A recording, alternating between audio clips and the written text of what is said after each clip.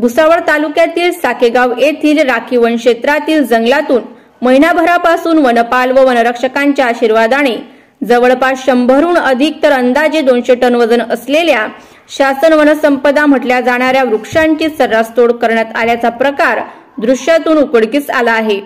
मात्र हे वनतस्कर कोणत्या वन अधिकाऱ्यांच्या आशीर्वादाने राजरोसपणे वृक्षतोड करत असल्याचे दबक्या स्वरात बोलले जात आहे।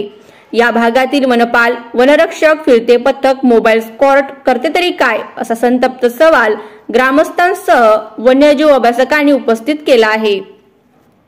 साकेगाव राखीव वनहद्दीत वनतस्करांचे वन विभागाचे वनपाल, वनरक्षक यांच्याशी आर्थिक हितसंबंध जोपासून जोरदार नेटवर्क तयार केले असल्याचे दिसत आहे।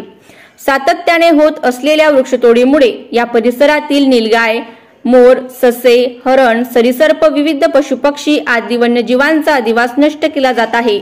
तर या परिसरात वृक्ष लागवडीसह इतर योजना राबवल्या जातात की नाही, हा देखील संशोधनाचा विषय असल्याचे बोलले जात आहे।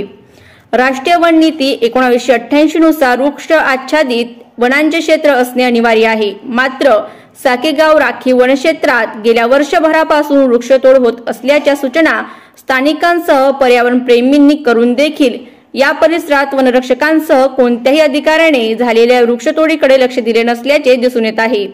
वृक्षतोड कोणी केली याची माहिती असूनही संशयितांवर कारवाई होणार का, असा प्रश्न पर्यावरण प्रेमींसह ग्रामस्थ करत आहे। Bureau report, Mahanews 19, Jalgaon.